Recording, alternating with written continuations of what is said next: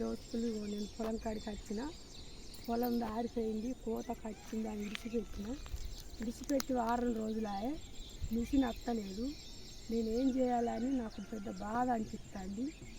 ఆరుగాలం కట్టం చేసి పొలం చేతికి వచ్చాక రందేనా రైతుకు. అయితే ఇప్పుడు మిషన్ కాడికి పోతే రోజు నడుపుతాన్నా, రోజు రేపు అంటాను. నేనేం చేయాలి, ఈ పంట ఎట్లా చేతికి రావాలని పుట్టాడు బాధ నాకు. చేత కొత్తామంటేనేమో నాటోడే చేత కొత్తలేపాయి, ఎవరు వచ్చేటట్టులేరు. నేను ఒక్కదాన్ని కొత్తినేమో నేనే మూల పోయా.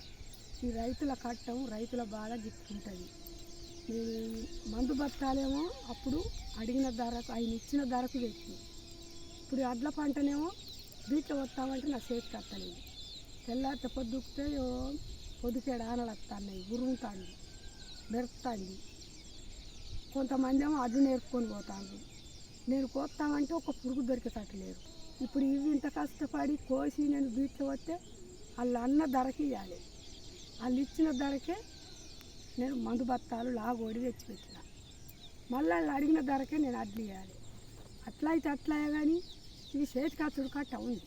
కాలం చేసిన పంట ఇగో మొన్నటి ఆనకు మబ్బుకు ఇసురు చంపితే మొత్తం నాలుగరిచింది. నేనేం చేయాలి, ఇది ఎట్లయితే నా చేతికి రావాలి? ఏ తయారు చేసిన ఉల్లాసం, కలువంగా చేసిన ఉల్లాసం ఇప్పుడు చేతికి రాకపోతే అంత డల్ అయిపోయాయి.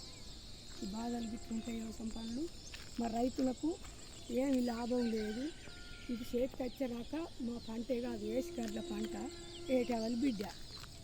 ఎట్లా చేయాలి, నేనేం చేయాలి అని తెల్లారితే వద్దుకు నాకు పుట్టారు రంది. మొగులు వచ్చినప్పుడల్లా నాకు గుండెల జీవనం ఉంటుంది. మొగులు వచ్చినప్పుడల్లా మరి ఇవాళ నన్ను అత్తడో మరి ఆ మిషన్ కాడికి రోజు నడుస్తాను. రోజు ఆగు రాజవా అంటారు. ఏం చేయాలని ఆ బాధ ఎవరికి చెప్పుకోవాలి? ఇక ఈ పొలం పంట ఇట్లుంది.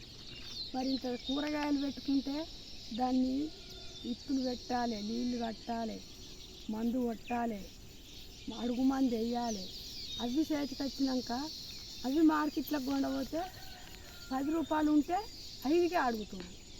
20 ఉన్న ఇల్లు అంటే 10 కదా అంటారు. ఈ కూరగాయలు పెడితేనేమో ఆ బాధ ఉంది, పొలాలు పెట్టినాము ఈ బాధ ఉంది.